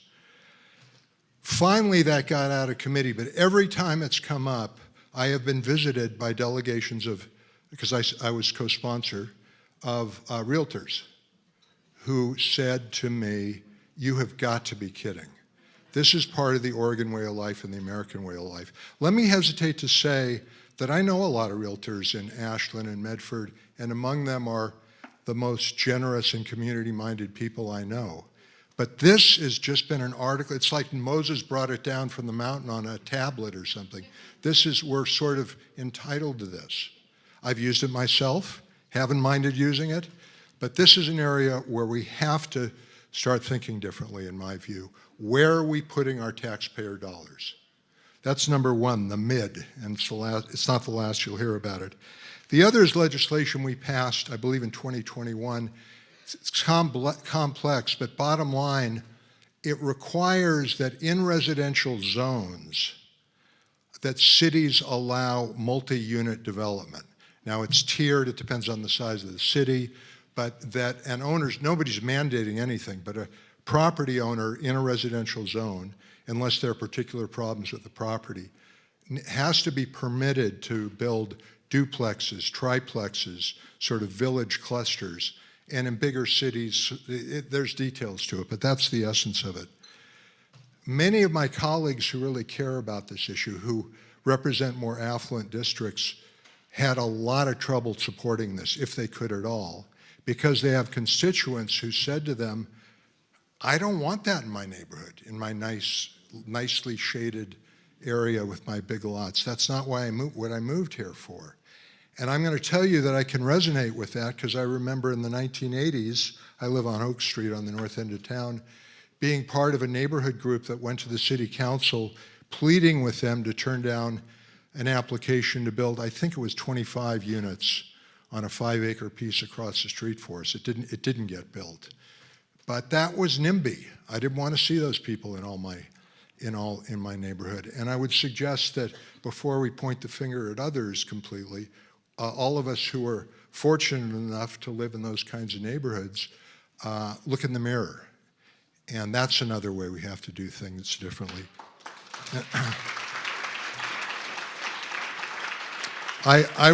You won't be seeing me at another city council meeting opposing multi-unit development. And finally, and maybe most difficult, is the fact that residential real estate has become one of the hottest commodities for speculation in this country by hedge funds, by equity firms, and by individuals. And lest I sound like I'm demonizing somebody about this, any of us who have sort of general mutual funds, maybe in our retirement and our IRAs, it's quite likely, and you're benefiting from this dynamic as well. This is not the bad guys we have to go after. It's an embedded part of our economy right now. We found that out, this is largely an outgrowth of the 2008 housing crash, where some of these very large firms, whose names you might know, swept up hundreds of thousands of millions of distressed units at bargain prices, and are now themselves, or who they sold to, are driving the highest possible rents they can get. And that's a fact of life, whether folks mean well or not, that's a fact of life. The solution to that one, well, I do know the answer, but I see Dennis and I know I'm about done with my 10 minutes, so I'm not going to tell you. There is no simple answer to that one, but it speaks to the necessity to reevaluate some of the real basics of the way our economy works. There are other advanced countries where this doesn't happen, so it's not impossible. So I wanted just to name some of the roots of our challenges and offer the hope that all of us become or stay really engaged in electoral politics and work for and support people and measures who show awareness of these really difficult dynamics and a willingness to do something about it. And I do that so that when we come together in this room in 20 years, those of us who are still here, we can be talking about another challenge because we've made so much progress on this one. Thank you so much for all the work you do, OHRA and the rest of you. Let's keep on keeping on. Thank you.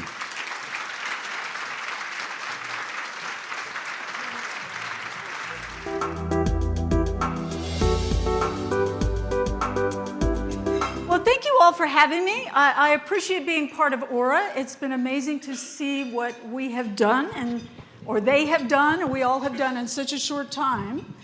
And I want to take this direction and this conversation in a different way here and get a little bit more, I guess, up close and personal. You may know this photograph. Do you remember? This is the kids, the team that was in the cave in northern Thailand. And the whole world sort of stopped and watched as they were rescued. There was a call out for not just divers and rescue divers, but cave rescue divers from around the world to get these young people, 13 people, out of that cave. But what you may not know is that the head of the Thai Navy SEALs, who orchestrated that entire operation, said the only thing he had to work with was hope. And I thought it was interesting that both Representative Marsh, Senator Golden, both mentioned hope with regard to homelessness. And that's actually what I'm talking about today, is the science of hope and why it matters in these sorts of complex challenges that we face.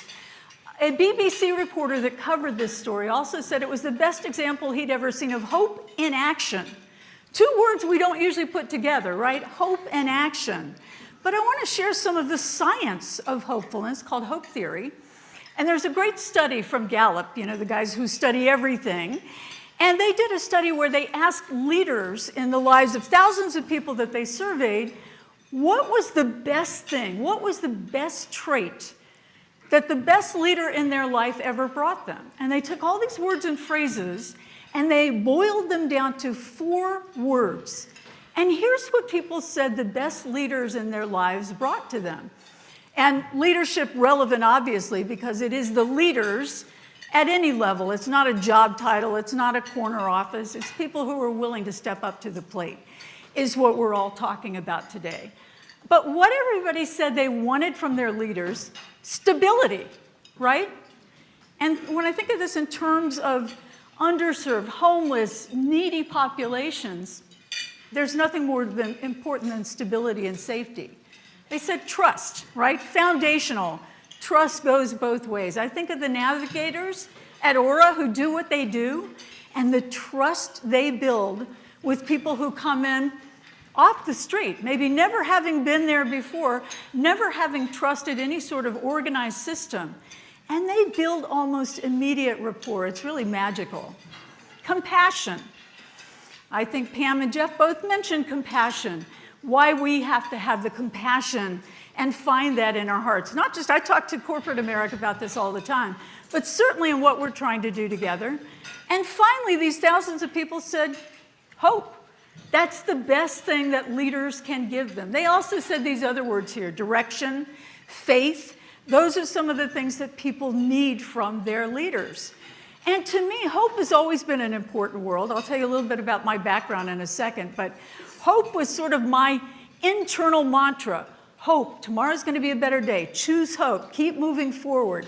Those kinds of ideas. And then later, when I became an executive coach, I had the good fortune to discover there was a body of science around hopefulness, a little bit like the happiness research you probably heard of, Project Happiness and all that sort of thing. Not as many people are acquainted with the research around hope. It's thought to be a little abstract, a little up in the air, but I'm going to explain some of the research behind hopefulness. The word itself comes from an Old English word, hopian, which means to leap forward with expectation. That is the literal translation or derivation of that word. And that always sounded good to me. I'm working sometimes with problem organizations and executives that need help getting back on track. And to me, you can't just sort of stroll through life. You know those coasters in the world, people that just say, I'll just take it as it comes? I've never been one of those. I was a kid in junior high carrying a filofax, if you remember what that is. I was always a planner. But this really resonated with me, this idea that you're going to leap into the situation expecting an outcome, a positive outcome, to be better off today than you are, or tomorrow than you are today. And so when I really studied up and looked at the science of hope, there are two key pioneers that really brought this research forward. And the first one is this fellow here, Dr. Rick Snyder. He was a positive psychologist, a professor at the University of Kansas. He wrote this book, The Psychology of Hope. It's one of those big, dry textbooks, but really fascinating. And he said hope really boils down to the willpower, the will to do it, to make something happen, to drive an outcome. And then this I thought was really interesting. It's also the way power, meaning how do you find your way to that end goal? And just like in today's business world, we don't work by speeding up the assembly line anymore. We work with ideas, information, imagination. So there are typically multiple ways, pathways, to get to an end goal. And that's what Dr. Snyder said. He'd actually started this research because when he was on sabbatical from teaching at U of K, he decided he'd go to the library and find out all the data and the research, the hard science about hope, only to discover there was none. And like any good social scientist, he realized people had thought, well, you can't measure hope, so how can there be any data? So he created a scale. Happy to give it to anybody that wants it. You can just send me an email. I'll share that with you and just write Hope Quiz. It's 12 questions that he called the Adult Dispositional Hope Scale. And it's simply how much agency do you feel that you have? Do you have control? Can you solve problems? Can you move forward even in times of adversity? And that's what Dr. Snyder, you're nodding. Yes, you understand that, having hope. And then another fellow came along, Dr. Jerome Groopman. He's a Harvard-trained oncologist. And when he was a young physician, clinician, giving diagnoses to his patients and his patient families, he thought early on in his career that the most important thing he could do was give all the information he possibly had at his disposal to his patients. Now you can imagine in the world of cancer, oncology, that is a lot of information. And what he discovered is his patients were shutting down in sheer overwhelm. They couldn't take it all in. They couldn't handle that much information. So he did what we sometimes do. He went all the way in the other direction and started giving them a very limited amount of information and realized that was also not the solution. People were it was like he was handing them the rose-colored glasses. And people were thinking, oh, okay, well, this won't be so hard. Also not accurate. And he realized he was giving them a sense of what he came to call false hope. And then he found that spot right in the middle that he called true hope, which is a recognition, there's a vision of the future of where we can get to, especially if we work together, but also a recognition that it isn't always going to be easy. That if you set the bar high enough, you're going to have pitfalls and problems along the way, and that's part of the process. And that to him was true hope. And he found when he gave that balance to people, and it's not unlike the problems we're trying to solve, that you want to see a better vision of the future, but you've got to recognize it's going to be a lot of bumps along the way to get there. And Dr. Grootman boiled it down to say it's a belief that change is possible. Fundamental. If you don't believe change is possible, then you might as well pack up and go home, because you've got to have that fundamental belief. But it's also an expectation that what you do as an individual is what actually drives the outcome. It's not the team, it's not your boss, it's not the government, it's not your spouse. It is what you do and how you take action. Now, you take a group of people with the same vision of the future, moving in the same direction, and they are unstoppable. I mean, we can solve these problems together. I see hope as having this vision of the future that is fueled by passion, but it's grounded in pragmatism. And to me, even though I talk about this to corporate executives and people like that all the time, it had a direct correlation to what we're doing here, trying to solve big, complex problems. And folks who are high hope people, who score high on that test, which Dr. Snyder gave to thousands of people, have some things in common. And I would say you are all high hope people, or why would you be here? We have the belief that we can do more together. We tend to set more goals, unlike the coasters, and God bless them, the people that coast along and take life as it comes. Good for them, never worked for me. But we set more goals than low hope people. We set more ambitious goals. We're putting the bar right up here. We're not doing it the easy way. We believe we can do more. We have more success than reaching our goals, and I think that's because we have the perseverance. We recognize that it's not going to be easy getting there, wherever there is, but we're willing to go the distance. And finally, we have more satisfaction. We have less stress doing this together. I think we have more joy. We're not as lonely.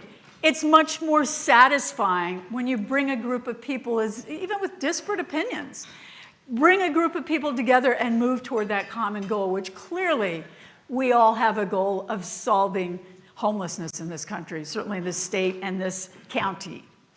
I want to share a little bit about how I came at this whole idea of hope. I've written a book about leaders, the hope-driven leader, and really studied the difference between companies that really take this idea and build it in, this future-focused vision of, I see it, and we can get there if we work towards it together with an eye on, yeah, we'll have problems and challenges to solve.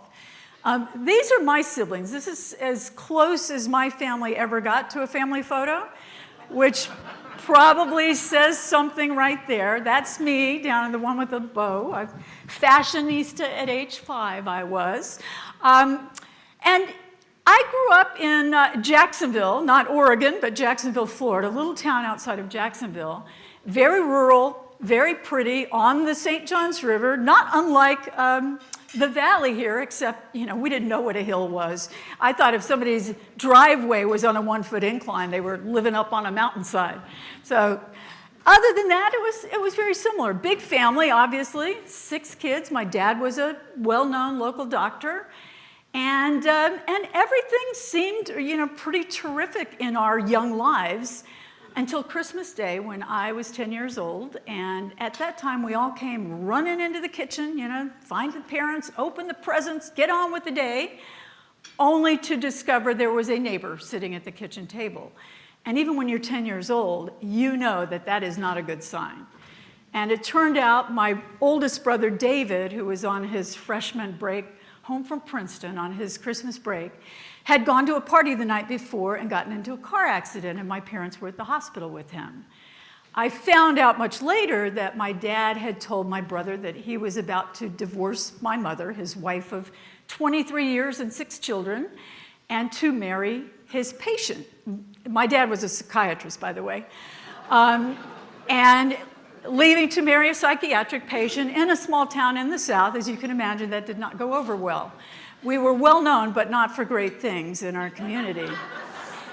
And so my brother actually died that day. And yeah, it was a sad day. And then our family sort of fell apart as well. We lost our home and our schools. And then my dad moved to Japan with his new family. And I spent my adolescence going back and forth from Jacksonville to Japan, visiting, and eventually moved there. And then finally we came back and settled in Southern California. My dad and stepmom moved back to Florida, and I decided by then, I'd gone to 6 high schools, including 2 in my senior year. Wherever it was, I was staying put. I got a job. I got an apartment. I grew up at about age 17, and I put myself through college. And knocked around Hollywood for a while, trying to get that big first job. And I finally landed it, working in a public relations department of a very prestigious television company. If you're my age and a TV nut, you might recognize the name Norman Lear, but that was the guy that owned the company. And so the day I was supposed to start that new job, I get a call from my dad that my stepmother, Fran, has taken an overdose of pills and alcohol and died in the guest room while he was asleep in the bedroom. So I dutifully packed up and told my boss I'll have to wait a week before I start the new job, flew home to Florida, took care of my dad, who was descending into alcoholism, cleaned out the house, packed up all her clothes, planned a funeral. My dad had disowned all the other siblings. We were a troubled family, so it was just me. And I gave all her beautiful clothes away except for the one thing my dad insisted that I take with me. And that was my stepmom, Fran's, full-length mink coat with a little matching hood. And here I am, not even 30, living in a little dark apartment in this middle of Hollywood, trying to make a living, thinking, what the heck am I supposed to do with this? But trying to be a good daughter, I took it, flew home, started my job, and I just worked. And I worked and worked and worked, thinking, that's the solution for grief and despair. If you just put your head down and work, it'll just go away. Until one day I thought, well, that's not working too well. So like maybe not a young person's solution, I went into the kitchen, found a bottle of booze from some long ago, muffin recipe or something. I was not a big drinker back then. And so I poured a glass of brandy, and then I drank it down, and I had this idea, and I thought, I have never tried on that coat. So I took my glass and my bottle, and I took myself into the bedroom, opened the closet, took out that mink coat. Not only had I not tried on that coat, I had never tried on anything remotely like a fur in my entire life. But now seemed to be the time. So I put that thing on, and all I could think was how heavy and decadent and luxurious it felt. And I thought, how many dead animals must it have taken to make this one coat for my poor, sad stepmother? And that thought just kind of slayed me, and I just went right down to my knees, crawled into the hallway, I kid you not, and stayed for a good 24 hours, drinking my brandy, crying my eyes out, wrapped in my coat. And finally I thought, you can only stay down here so long. And the minute I thought that, I swear to you, it was like arms coming through the mink coat sleeves. And I got up, and I heard this, get up off the floor, it's time. And I thought, I can't continue to feel self-pity and feel sorry for myself. Yeah, it was tough, but a lot of people had a lot worse than I did. And in that second, I heard this voice, and I don't know if you've ever experienced this, whatever you call it, but it's just rang in my head so clearly, hope and tools, hope and tools. And I spent the next couple of decades thinking, what does that mean exactly? And then later on, as I was a corporate boss and then executive coaching, it really became clear to me it's about providing that vision of the future, the possibility that you can get there, and the right resources at the right time. And when I look at OHRA and all of you that do the work that you do, to me, that's what you do. You give people a vision of the future, of a better future, and the tools and resources to get there. And I think that's the most important work that you're all doing in all your different ways. Even just by being in this room, you are part of the solution. And this takes me to my other brother, my youngest brother, Cameron. Now, Cameron has a master's in English. He was a 25-year community college teacher, a former homeowner. He's schizophrenic and bipolar. Talk about the double whammy of mental illness, he's got it. He has, in the last 7 years since I've been his power of attorney and his guardian, he's been in and out of shelters, jail, assisted living facilities, apartments, and psychiatric hospitals. And when I thought, I'll tell a little bit about this story, and maybe just put a little human face on it, not that you don't already have your own pictures, you walk down the street and see homeless people. Just last week, he's been off his medication for a couple years, and, you know, ranting and crazy. I've been in Zoom court with him, and he swears I'm not his sister, I'm not his POA. And then he checked himself into a hospital and got back on his meds, and he's taking now the long LIAs, long something injections, long lasting, that'll last him for a month. And he did that voluntarily. And then they were able to place him in a group home. And I gotta say, sometimes, and he's in Florida, he's not in Oregon. If he were, I'd send him right over to OHRA, but he's still in Jacksonville, Florida. But they were able to place him in the psychiatric hospital. First time, in my experience, you know, sometimes you find these wonderful, caring, professional people, and other times you're totally on your own, or at least that's been my experience. And it takes hours. And I don't know how anybody becomes a navigator without an organization or an agency behind them. I've spent so many hours on Social Security and banking and all of that. It's just what you do to be a navigator.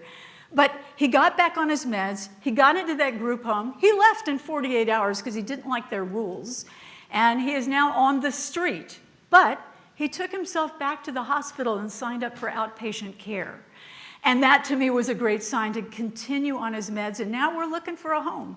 We're looking for one of those SROs, a room in a house, an inexpensive apartment, and you all know how hard that is. I don't know if it's harder in Florida than it is in Oregon.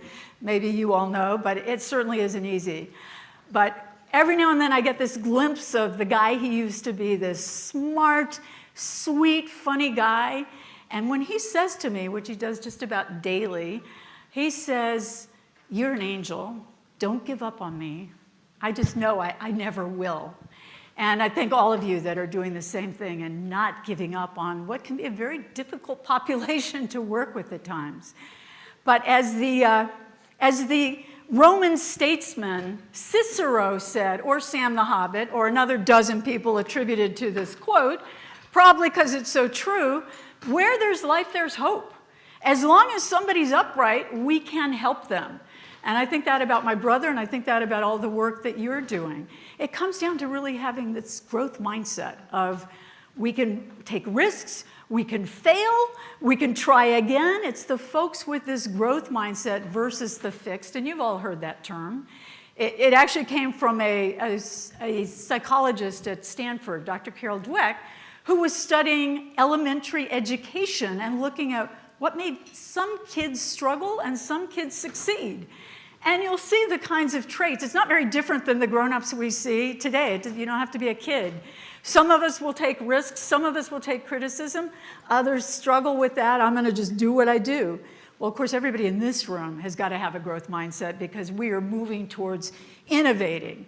As Jeff said, we've got, and Pam said, we've got to make some changes. We've got to look at things differently. And that's happening here, which I'm glad to say. Sometimes it comes from the youngest people around us that give us this sense of hope and these innovations. And this young woman is named Katie Stagliano, who I had the good luck to meet when I interviewed her for one of my books. And Katie was 9 years old when she found sort of a groundbreaking idea. She's in 3rd grade. They sent her home from an extracurricular class with a cabbage seed. She thought, okay, I will plant that seed. She planted it. It started to grow. She got really interested. And then when she discovered that that cabbage grew to 40 pounds, just about as big as little 9-year-old Katie, her mother in her wisdom said, gee, what should we do with this? And they decided they would give it to a soup kitchen. Now, Katie's a kid. She didn't know they had those sorts of things, or homeless shelters, or anything like that in her community, but they did. And when she found out that that cabbage in the form of cabbage soup fed 270 people, that was it. She was on fire. Like a kid, she was so excited. So she took her garden and planted it at her middle school. Then she started other kids planting gardens. She now has a 501c3 nonprofit. She has kids in 30 states, hundreds of gardens at this point, donating thousands of pounds of produce to shelters and soup kitchens and pantries all across the United States. And my thought is, wow, if a little kid with one cabbage seed could do that, what can the rest of us do with our smarts and our resources and everything at our disposal, particularly if we join in? And as I'm understanding it, this is the first time all of these great agencies and people have really been in the same room. And I know you're all connected to each other, but to figure out how do we solve this together so that we can actually end homelessness? I think that might be a possibility. And although I've never ended a keynote presentation with a poem before, this seems sort of fitting to today, and it's Emily Dickinson's poem 254, which you might know by a different name, which is the first line. Hope is the thing with feathers that perches in the soul and sings the tune without the words and never stops at all. And sweetest is the gale is heard, and sore must be the storm that could abash the little bird that kept so many warm. I've heard it in the chillest land and on the strangest sea, yet never in extremity it asked a crumb of me. That's the thing about hope. All it asks is that you keep it alive. Thank you very much.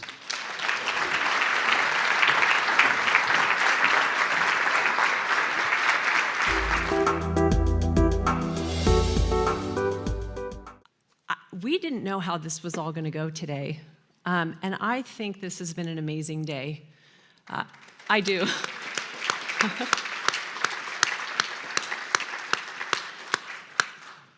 The compassion, the empathy, the palpable pulse of this room, you can feel the caring, the concern, the curiosity, and listening to conversations that people are having. And so thank you all for being in this room. Thank you to our tablers and everybody who participated in this event, and thank you all. I know this is kind of after the fact, and I was given the opportunity by Jordan Pease, who was able to get the grant to make this all happen, to talk about the services that we provide at OHRA. Everybody in this room is providing amazing services, and all of our organizations do work with each other, and in the background, we may not be communicating this out in our community. We work on a continuum of care, and we work to connect with each other to provide services as we're all wrapping around the same folks to help provide services. I do want to give a plug.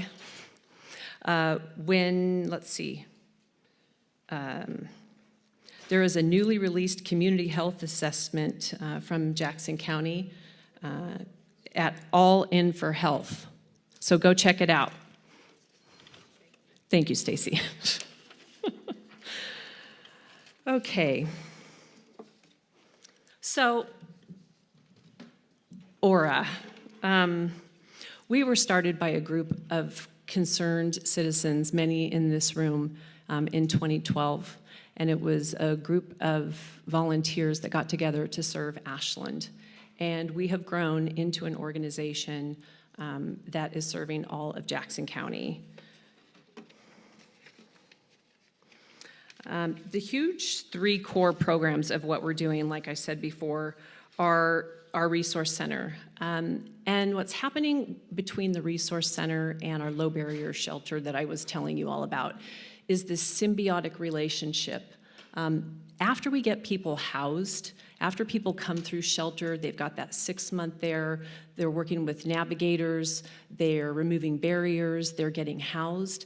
The beauty of having a walk-in resource center is that even after somebody leaves your program, leaves your shelter, they can come back in through the front door of the resource center and continue to work alongside the people they've just built a relationship with. And these relationships go on and on and on. So somebody might be working on a job for the first time, and then next thing you know, they're coming in to work with their navigator for another job. So that, I believe, when we're talking about reporting to HUD or the state, that is our N=1 right now, this symbiotic relationship between walk-in resource center and navigation. That piece is around that casework. That is so important after we get people housed, to keep them housed and help them to remove those barriers. I think, rather than going into slides, and I know you probably all want to go home, who wants to be the last one up presenting? I do want to go back to the fact that when anybody comes in and walks in through the resource center, you never know what you're going to get. So on the left side here, you see the direct help that the navigators are providing. When you look at all the applications and referrals to on the right side, this is all about our community partnerships. This is about all of the organizations, many in this room, that are working to refer to each other and refer back. So our navigators are referring to people in the community and receiving referrals from other community partners. The OHRA Center, when it came together, I actually came from Jackson County Public Health, and I was coordinating the syringe exchange program. And I would work with about 100 people a day, most of whom lived on the Greenway. And my job was working with people who inject and getting them clean equipment. I was lucky to have that job and to work alongside folks and build friendships and hear stories, tragic stories, traumatic stories, a lot of trauma. But when somebody would come in and they would just say, I just got a roof over my head, and then they'd come and report a week later, I would see such a huge difference in their hope, in their demeanor, in their health. And so when I had the opportunity to come to this organization, I came in as the shelter director, worked through to become the director of program services and the executive director right about the time that our friend Pam Marsh was helping us get the Super 8. And part of that was how our organization came together, the board, the organization, to build a social service hub. We focused similarly to what happens at Jackson County Health and Human Services. When somebody comes through the door to syringe exchange, you're getting them connected to La Clinica or wound care or the clinic or WIC or SNAP benefits, signing up for health insurance, connections to Addictions Recovery Center or On Track, referrals to Access, everybody in this room. Once we got somebody through the door, you could really get them connected to services. And that's how we built OHRA. That's why we are a social service hub. That whole goal is when somebody comes through the resource center, that we work with community partners to get them in to provide services. We also brought in La Clinica, and it was really innovative and fun to create that with Barbara Johnson.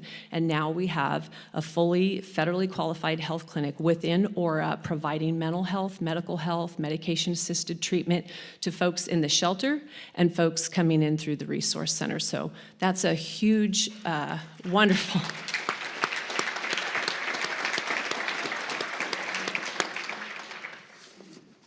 It just keeps getting better and better with those relationships that happen with the La Clinica folks and the behavioral health specialists that can build relationships with people when they're coming in through the resource center.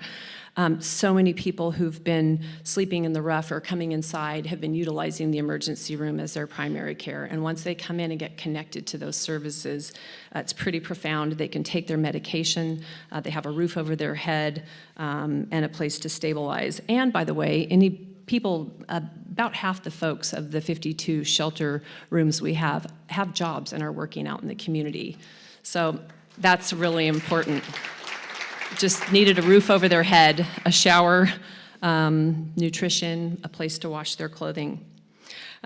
Like Melanie said, our organization, we're seeing at shelter, we are seeing an increase in our unsheltered, unhoused senior population. We are having a wave of people coming to our door for the first time that have worked their whole life, living on a fixed income, no opportunity to increase their income.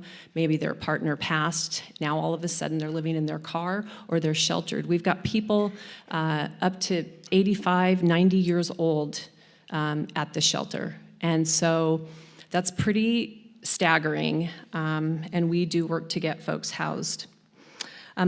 Part of the emergency order that Melanie was talking about and our community and our agencies knocking it out of the park, I just have to give a shout out to my navigators who are just doing a great job. We got our first pass-through funding and started passing through funding on July 13th of this last year. And within 3.5 months, my navigators had 81 families permanently housed.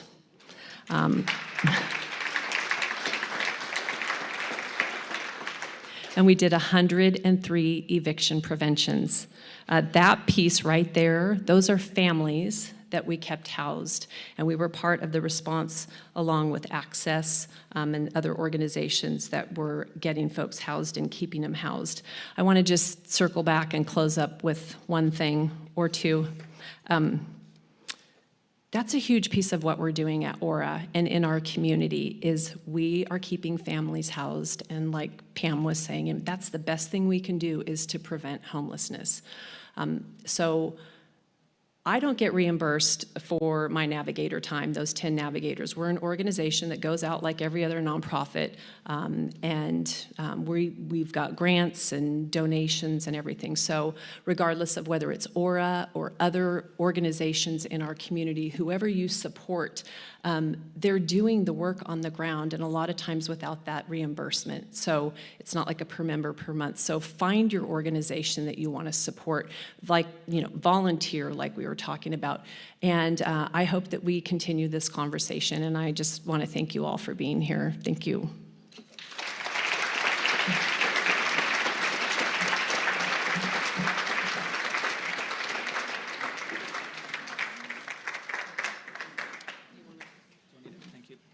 Wow. Jordan Pease, founder director of Rogue Valley Metaphysical Library here in Ashland. We've been doing the work there since 2001. Just three quick things before we conclude today. Please give yourselves all a round of applause. This really is a powerful event that we created here for you all. Thank you so much for coming and for caring about these issues. So just a little bit of logistics. As soon as the video crew provides me the recordings, all this will become available for free on YouTube. Hopefully by Monday is what we're shooting for. So we encourage you all to share those recordings with your communities to help propagate the messages that were translated here. This idea of takes a village is a little bit of a cliche, but certainly as it applies to this subject, it seems very appropriate to use a phrase like that. So please help us as organizers to share those recordings. If you, all the people that have tickets will receive that email. I want to just take one more moment of your time. Lauren Trantham is in the audience. I'd like to invite her up. Originally, when this idea was conceived, it was going to be a 2-day event, and we were going to combine homelessness and human trafficking as one program, but I think we made the right decision to separate those things out.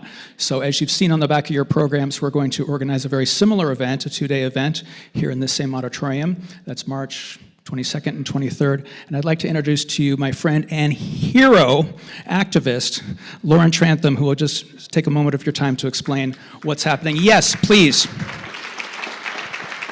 Thank you, Jordan, and thank you for hosting this phenomenal summit today. I'm glad to be able to come up here today to talk to you guys about the Human Trafficking Disruptors Summit that we're hosting next month. And to tie it into a little bit of what you've learned today, trafficking among youth experiencing homelessness ranges from 20 to 40%. 68% of youth experiencing homelessness reporting reported having to engage in survival sex, which is where they have to trade sex for shelter and food. That was 68%. 91% of youth experiencing homelessness were approached by a trafficker, often within the first 48 hours. That's 91%. So these issues are very closely related. And so I know if you have a heart for homelessness, you'll also have a heart for our summit that comes up next month. Those statistics come to us from the National Center of Missing and Exploited Children. There's something else you might not know about the Rogue Valley. I was recently at a conference in Wyoming when a gentleman came up to present on labor trafficking. And I was sitting in the audience watching when he started to play a video about a community in the United States that was experiencing some of the highest levels of labor trafficking. And my heart stopped when he said it was the Rogue Valley. I was at this national conference and I had no idea that that was happening here. And so at our conference, at our summit, we're going to be discussing issues like the homelessness epidemic and trafficking. Trafficking among missing and murdered Indigenous populations, familial trafficking, and labor trafficking. So we hope that you all can attend. We have early bird prices, and we can't wait to focus on the solutions of what we can do as a community together to continue to work on these issues. So thanks a lot. Thanks, Jordan. Oh, $75. It is a 2-day event, and it does include another delicious lunch. Thank you all. Thank you, Lauren. Thank you again. Thank you to Dennis Slattery, our great moderator, of course, all the panelists, and all the people that helped us promote this event. And again, thank you all to you for caring about this, giving up this beautiful weather Saturday to stay here. We invite you to stay longer. Of course, we have 16 exhibitors around this room that would be very happy to tell you about their service. So please stick around for a little bit, talk to other attendees, and learn from these great community servants. Thank you again. Thank you again. NBC5 News at 6 starts now.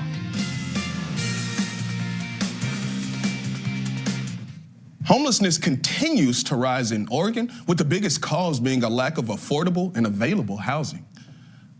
Good evening, and thank you for joining us tonight for NBC5 News at 6. I'm Demetrius Gamble.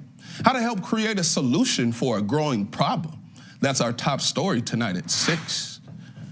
An event today in Ashland saw several speakers talk about the homelessness issue in Oregon and strategies to come up with a solution.